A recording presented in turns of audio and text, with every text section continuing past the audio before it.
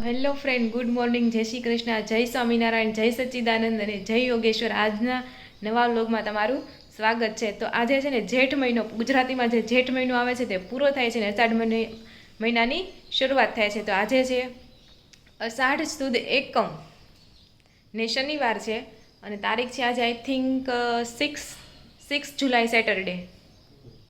અષાઢ મહિનો શરૂ થાય ને એટલે કે વરસાદની ઋતુની શરૂઆત થઈ ને એવી રીતના હોય છે. અને અષાઢ મહિના જો આવતા બધા વ્રત મુલાકાત અને તહેવારની શરૂઆત થઈ જાય. તો કોમેન્ટ કરો કયો તહેવાર ફેવરિટ છે. મારો તો પહેલાં છે ને મકર સંક્રાંતિ એટલે કે ઉત્તરાયણ હતો, પણ પછી એમ થયું કે પતંગ ચગાવવાથી બધા પક્ષીઓને આમ હર્ટ થાય છે, એટલે છે ને પછી હવે મારો ફેવરિટ તહેવાર છે દિવાળી. તો તમે કોમેન્ટ કરો તમારો કયો ફેવરિટ છે ફેસ્ટિવલ. ચાલો બહારનું વેધર જોઈ લઈએ કેવું છે. તો જુઓ આજનું વેધર, વરસાદ આવે એવું છે, બધું એક રસ થઈ ગયું છે. જોકે વરસાદ આવતો જ તો કાલનો વરસાદ આવે છે.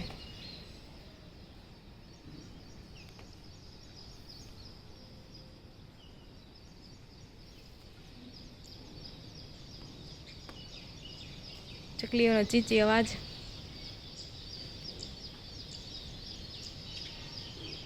તગડમાં હજી કોઈ અપડેટ છે નહીં, એમનું એમ જ છે. અને જે આડું કુંડું છે ને એમાં હવે ધાણા અને મેથી વાવવાનું વિચાર્યું છે, જોઈએ હવે શું થાય. હવે આ કુંડામાંય નક્કી નથી હજી શું વાવવાનું છે. તમે કોમેન્ટ કરજો કયો છોડ વાવીએ કંઈ. ત્યાં બાલ્કનીમાં અમારે વાવવાનું છે.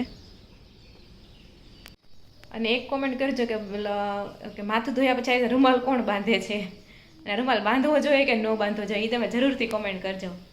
બેગ પેક થઈ ગઈ છે. હું અને રોનક છે ને અમે બહાર જવાના છીએ. એન્ડ સુધી જોજો કે અમે ક્યાં જઈએ છીએ, કોની સાથે જઈએ છીએ. અને રસ્તામાં પણ જો એક બે સ્થળ આવે ને અમે લેવાના છીએ, તો વિડીયો તમે એન્ડ સુધી જોજો અમે ક્યાં જઈએ છીએ તે. તો 9 વાગી ગયા છે ને અમે જવા માટે એકદમ રેડી છે, પણ જેની સાથે જવાનું છે ને એ અમને લેવા આવવાના છે. એણે અમને 9 વાગ્યાનું કીધું હતું. 9 વાગે આપણે રેડી થઈ ગયા છે. હવે જોવી એ ક્યારે આપણને લેવા આવે છે, ત્યાં સુધી આપણે રાહ જોઈએ નહીં.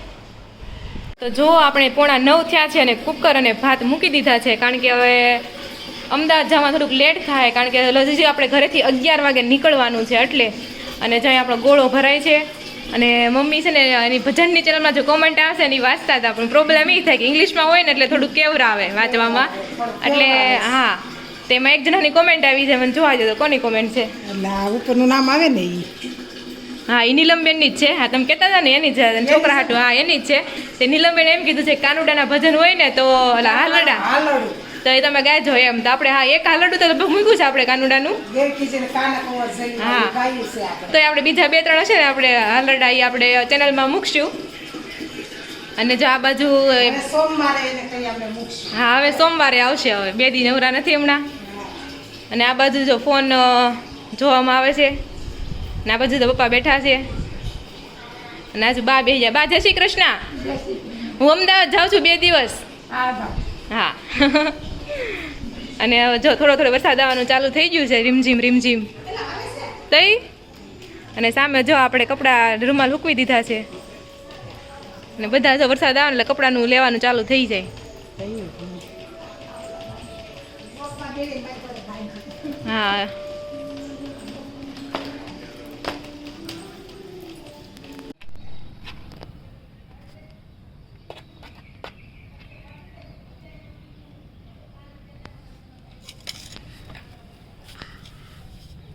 વાસે ધાણા.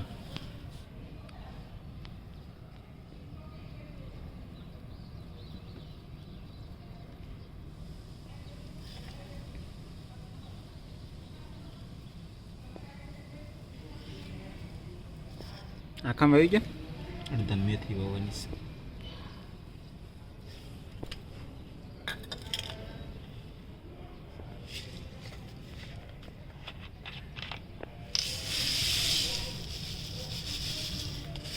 મેથી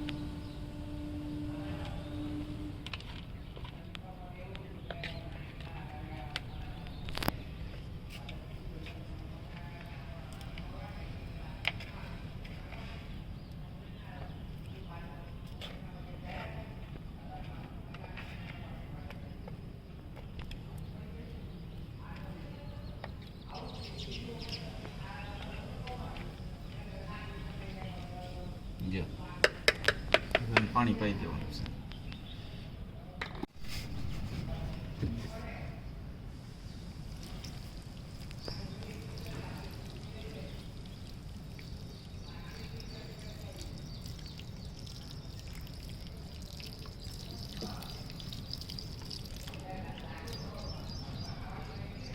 ચાલો આપણે છે ને રંગોળી ચોકડી માટે જવા નીકળી જાવી જેવી. તો મમ્મી જય શ્રી કૃષ્ણ. જય શ્રી કૃષ્ણ. અને તાર બાબુને ને તાર કાકીને જય શ્રી કૃષ્ણ. એ હા, બધાને જય શ્રી કૃષ્ણ કઈ. હાલો તમે જાવી છે હો. હા, જય શ્રી કૃષ્ણ. તો જો સંદીપ આપણને છે ને લેવા આવી ગયો છે. જો આપણે ભરૂચ પહોંચી ગયા છે ને આપણી હારે છે સંદીપ એટલે ડ્રાઈવર, રોહિત ડ્રાઈવર માં કરી નાખ્યા આ બધાને લઈ જાય ને એમ જ હોય ને. આથી એમ નો કહેવાય ડ્રાઈવર એમ ઈ ડ્રાઈવર જ કહેવાય, હાંકતા હું હોય જાય તો એને. તમે લોકો અમદાવાદ નહીં પપ્પા અને રોહિત અને જો રોનક અને અહીં મમ્મી બેઠા છે અને અમે જો અહીંયા સિંગ અને આ બટેકા ભૂંગળા ખાવી છે. બટેકા તો નથી પણ ખાલી ભૂંગળા. બટાકા ઘરે જ લેતા આવો. અને કોમેન્ટ કરો કોને આ ભૂંગળા છે બહુ ભાવે છે એમ કોમેન્ટ કરજો. જો આવી રીતના કોણ ભૂંગળા ખાતું છે? નાના હતા મેં તો બહુ ખાધા છે. 5 નહીં પણ 10 આંગળીમાં હું છે ને લઈ લેતી. નાના હતા તો એટલા બધા લઈ જતા. અરે આવતા જ નહીં રૂપિયાના 4 કંઈક આવતા કામ મમ્મી ઘણા બધા આવતા એમ. એટલે બધી આંગળીમાં ફિટ થઈ જ જતા. હા, અને પછી એક ખાતા બહુ મજા આવતી એ રીતના ખાવાની. ઘરે તો હતા ને તો કોમેન્ટ કરો આ રીતના બધી આંગળીમાં ભૂંગળા નાખીને કોણે ખાધા છે. જો 1:30 થઈ ગયો છે ને અહીં છે ને હોટેલ ઓનેસ્ટ ઉપર આપણે આવી ગયા છીએ. જોઈએ આપણે શું ખાઈએ છીએ. સાસુમાનો હાંડવા માટે ઓર્ડર કર્યો છે તો આપણે હાંડવો ખાવાનો છે, હાંડવા ને ઢોકળા ને. પછી આ લોકો જે ઓર્ડર કરે એ આપણે જોઈશું. કેવો બફારો થાય છે કા? પાવર એ નથી ને બફા આવી ગયો. અને આમે બફારો વધારે છે આ બાજુ. સુરતમાં કેવું ઠંડુ થઈ ગયું છે. તો આપણે સાસુમાનું હાંડવો અને ઢોકળા આવી ગયા છે. તો રોહિત ટેસ્ટ કર કેવા છે. જો કે આપણે 2-3 વખત અહીં ખાધા જ છે.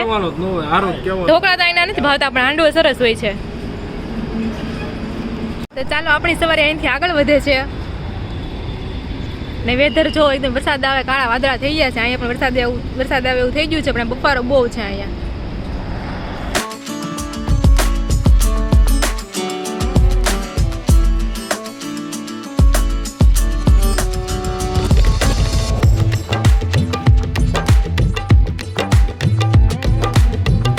તો જો બપોરના 3 વાગી ગયા છે ને આપણે ડાકોર પહોંચી ગયા છીએ.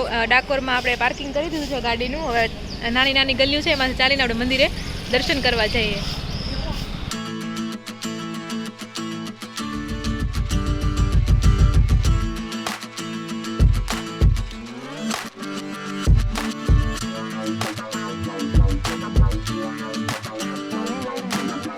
મંદિરમાં દર્શન તો 4 વાગે ખુલશે. તો એ પેલા આપણે છે ને ગોમતી ઘાટ ઉપર આવી ગયા છે. તો ગોમતી ઘાટમાં આપણે જોઈએ. ગોમતી ઘાટનો વ્યૂ છે. ગંદકી થોડીક વધારે જ છે. એમાં જો વરસાદ આવ્યો હોય તો ગંદકી તો વધારે થાય. અને પબ્લિક પણ છે આમ તો ઘણું. આ બધા સ્ટોલો, છોકરા માટે રમવાનું પણ છે.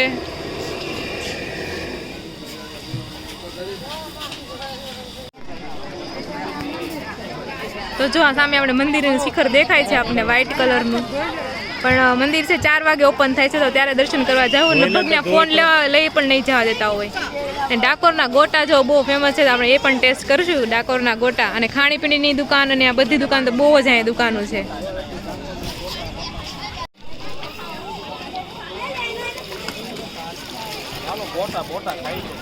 તો બહુ ગંદુ છે પણ શાસ્ત્રનું માથા ઉપર અડાડી દેવાનું કા સંદીપ? એમ લાગે કોઈ કેવું નહોતા ગયા. ગોમતીમાં નહોતા ના નાઈ લીધું એવું લાગવું. ઇલેક્ટ્રિક આવી કાર હોતી છે એમાં કારમાં બેસવાનું. નાના છોકરાને બિહારતા હશે આમાં. કાંઈ નહીં તો મમ્મી મહેંદીનું કહીશું તો આપણે મહેંદીનું બીબું પડાવી લેવી એક.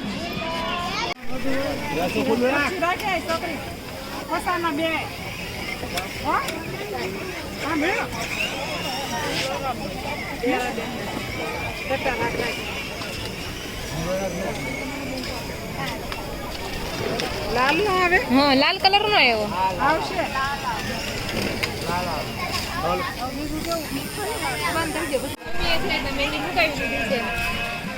બહુ મોંઘું છે. 50 રૂપિયાના એક પડ્યા છે.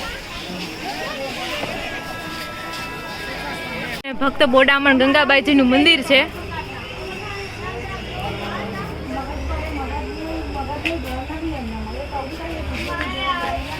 આ બાજુ છે ને ડંકનાથ મહાદેવનું મંદિર છે અહીંયા. આની સ્ટોરી શું છે ને તમને પછી હું કહીશ હમણાં. મહાદેવના આપણા દર્શન કરી લઈએ.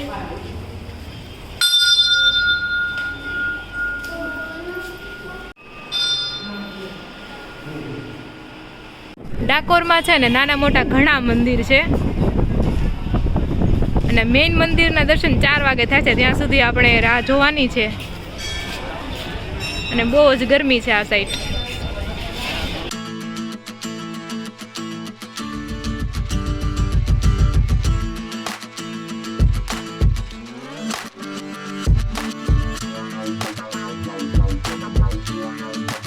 તો આપણે ડાકોરના ફેમસ ગોટા ખાવા માટે બેસી ગયા છે. એટલા છે ને 100 રૂપિયાની એટલી ક્વોન્ટિટી છે એટલી, અને જે બધા ખાવા માટે બેસી ગયા છે. પપ્પા કેવા રહી ગયા? પહેલી વાર ખાવ છો કે પેલા ખાધા હતા? પહેલી વાર. છે રોહિત? સારા છે ગોટા. મને કઈ ખબર પડતી નથી શેના હોય અને કેમ બનાવ્યા હોય એમ. મને તો લોટ મળે છે. આનો અલગ કંઈક લોટ આવતો હશે તો એમ હશે. તો આ ગોટા છે ને, ગોટા જ કહેવાય ને કા? આ ગોટા છે ને દહીં હારે બહુ મસ્ત લાગે છે. એકલા ખાવા ને તો મને તો એકલા ન ભાવ્યા, દહીં હારે જ ભાવ્યા. તો તમે જરૂરથી ડાકોર આવો ને ડાકોરના ગોટા ટ્રાય કરજો. તો ચાલો આવે છે ને ભગવાનના દર્શન માટે આપણે લાઈનમાં ઊભા રહી જાવી. આ છે શ્રી રાજાધિરાજ રણછોડ રાયજીની જય હો. તો હજી દર્શન બંધ છે ને આપણે લાઈનમાં ઊભું રહેવાનું છે. લાઈન ખૂબ મોટી થઈ ગઈ એવું લાગે છે. હવે જોઈએ કલાકે વારો આવે છે, ક્યારે વારો આવે છે. અત્યારે લાઈન બહુ જ લાંબી.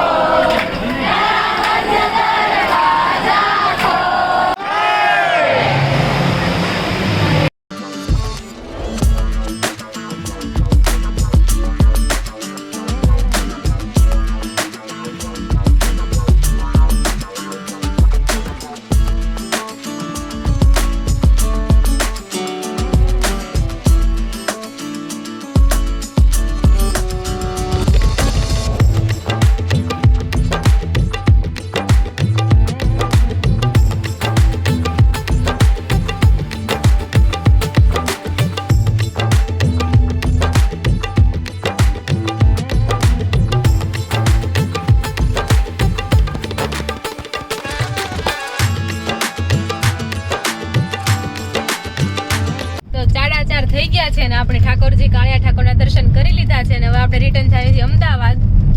અને આની કથા શું હતી કે એક ડંક નામના મુનિ હતા. એને છે ને મહાદેવની તપસ્યા કરી એમ.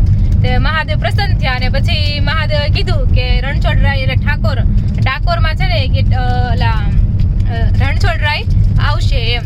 એટલે એના ડંક ઋષિ હતા ને એટલે એના નામ ઉપરથી પછી આ સિટીનું નામ પડ્યું ડાકોર પડ્યું છે.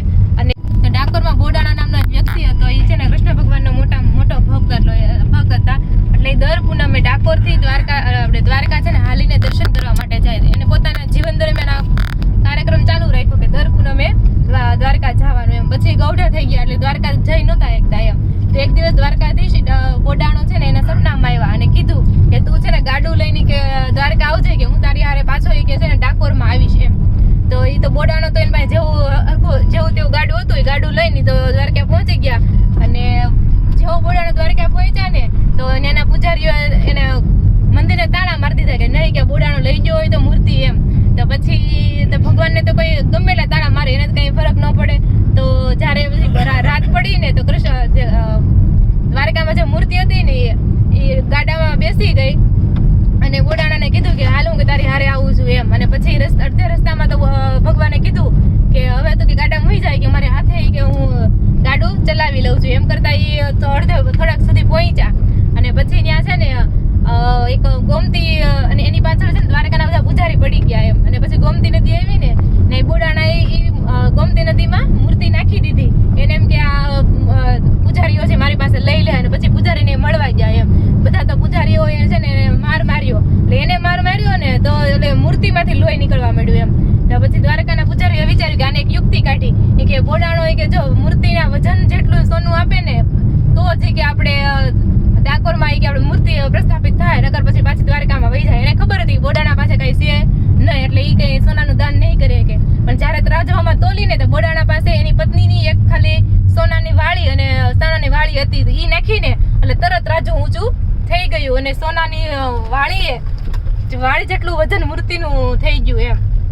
આની કથા છે. અને પછી છે ને રણછોડરાય આપણે ડાકોરમાં બિરાજમાન થયા, એટલે રણછોડરાય આવી રીતના એની કથા છે. તો તમને બીજી કઈ કથા ખબર હોય તો જરૂરથી તમે કોમેન્ટ કરજો. તો આપણે પહોંચી ગયા છે બાબુના ઘરે અને બધાને આપણે જય શ્રી કૃષ્ણ કહી દઈએ. જય શ્રી કૃષ્ણ કાકી. જય શ્રી કૃષ્ણ. જો ફઈ બેસી ગયા છે, આ ફઈ અને જો બધા છોકરા પણ આવીને રમવા મળ્યા છે. અય હેત લા એક ઢીંગલો આપી દે. જો અમદાવાદમાં આવતા જ આપણે અમદાવાદની શેરીમાં ફરવા લાગ્યા છે અને મમ્મીને છે ને ડ્રેસનું કાપડ ને એવું લેવું છે, તો આપણે છે ને લેવા જાવી છીએ. તો આરે છે ફઈ, મમ્મી અને જો કાકી હોતે ને આવે છે. ત્યાં ઓલરેડી અમદાવાદમાં રહેતા હતા પહેલા, હવે સુરતમાં આવ્યા છે. જો અહીંયા તુલસીના ક્યારે છે ને દીવો થઈ ગયો છે અને સાંજના વાગી ગયા છે 7. જો જેનું ઘર છે ને હર્ષા બાબુ આવી ગયા છે. હર્ષા બાબુ હાય કહી દો થઈને. અને જાય બધા બેસી ગયા છે. રોહિત, દાદા જય શ્રી કૃષ્ણ, પપ્પા અને જો બધી બહેનો અહીંયા. યાત્રા હાય કહી દે. આસ્થા હાય હાય કહી દે બધા. હાય જવીન હાય હાય. ને જાય પઈ ની બધા બેસી ગયા છે. બા ને કાકી પણ આવી ગયા છે, કાકા પણ આવી ગયા છે, બધા આવી ગયા છે. કેમ છે કરણ? જો આ છે ને હર્ષા બાબુનું મંદિર છે, બહુ મોટું મંદિર છે, રૂમ જેવું જ ગણી લ્યો.